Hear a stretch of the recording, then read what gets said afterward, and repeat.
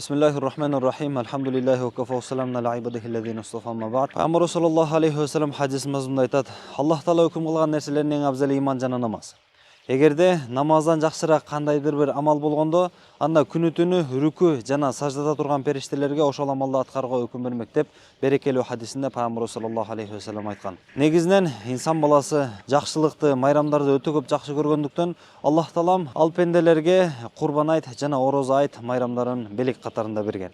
Ошол курбан айт күнү кыла турган ибадаттарыбыздын эң эле биринчиси, сүйүктүү Пайгамбар саллаллаху алейхи ва саллям да хадис мазмунда айтты: Аввалу нусукина фи хадал яум ас-салах. Бул күнү, тагыраак айтканда ушул курбан айт күнү кыла турган ибадаттарыбыздын эң эле биринчиси бул намаз деп Пайгамбар саллаллаху алейхи ва саллям айт намазы туурасында айткан. Азыр биз сиздерге ушул айт намазы канча такбирден турат, кантип окулат, ошол нерсени айтып жана көргөзүп берүүнү туура деп көрдүк. Айт намазы күндө окуло бербегендигине байланыштуу кээ бир маселелери биздин эсибизден чыгып калышы мүмкүн.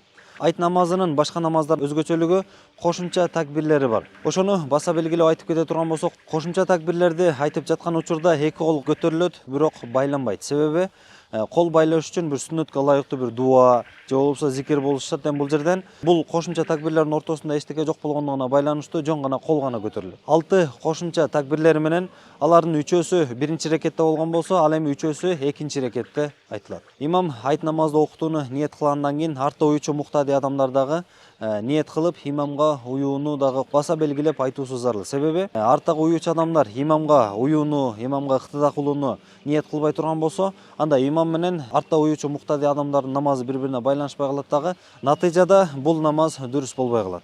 Ошондуктан артта уюган адамдар имамга ниет кылуусу абдан зарыл. Негизги такбирди айтып Аллаху акбарды айткандан кийин сана окулат. Андан кийин сананы окуп бүткөндөн кийин кошумча такбирлер айтылат. Allahu akbar. Subhanaka Allahumma wa bihamdika wa tabaraka ismuka wa ta'ala jadduka wa la ilaha ghayruk. Allahu akbar. Allahu akbar. Allahu akbar. Ошентип, биринчи рекеттен кошумча такбирлерин айтып алгандан соң, колду байлап, кадимкидей аузуну бисмилланы окуп, Фатиха зам сүрөнү окуйт. Андан соң рүкүгө кетип, рүкүдө 3 жолу Субхана роббил азимди айтып, биринчи рекетти кадимки намаздарды окуп толуктаган сыяктуу биринчи рекетти толуктайт. Allahu akbar.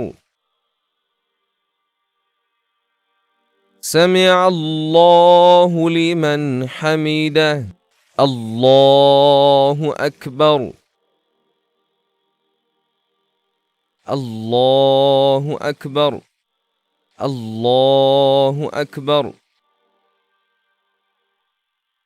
Allahu akbar. Ошентип, биринчи рекетти окуп алганыбыздан кийин, экинчи рекетте бисмилланы окуп, Фатиха сүрөсүн окуп, ана зам сүрөнү кошуп бүткөндөн кийин рүкүгө барардан мурда кошумча такбирлер айтылат. Биринчи рекеттен экинчи рекеттин айырмачылыгы, ошо кошумча такбирлер биринчи рекетте сананы окугандан кийин окулган болсо, ал эми экинчи рекеттер Фатиха зам сүрөнү окуп бүткөндөн кийин рүкүгө барардын астын кошумча такбирлер айтылат. Кошумча такбирлерди айтып бүткөндөн кийин рүкүгө кетип, Субхана роббил азимди окуп, андан кийин комада, андан кийин саждага кетип, кадимкидей намазды бүтүрүп толуктаган сыяктуу толуктайт. Allahu akbar.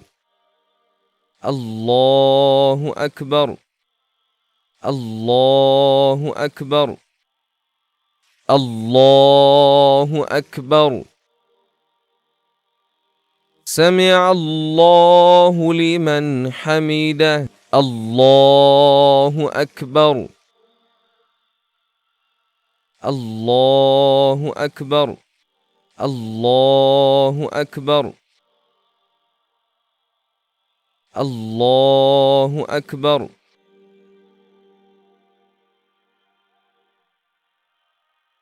Assalamu alaykum wa rahmatullah. Assalamu alaykum wa rahmatullah.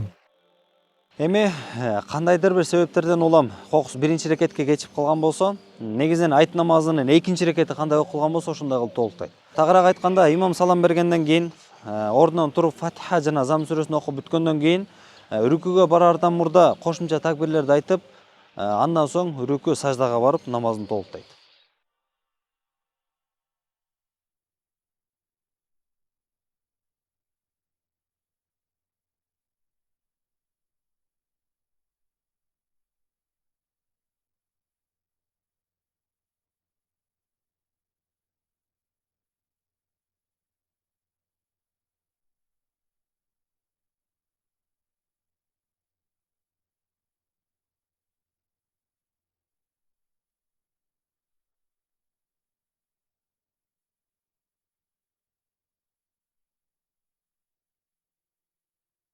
Ал эми кандайдыр бир себептерден улам эки тең рекетке кечип кала турган болсо, анда жогоруда айт намазы кандай тартипте айтылган болсо, ошол тартиптерде эки рекеттүү айт намазын толугу менен ошол тартипте кылып толуктайт. Аллах таалам бардыгыбыздан ушул айт күнү окулган намазыбызды жана ошону менен биргеликте кылган курбанчылыктарыбызды кабыл кылып, бейиште убада кылган сооп сыйлыктарды ар бирибизге насип кылган болсун.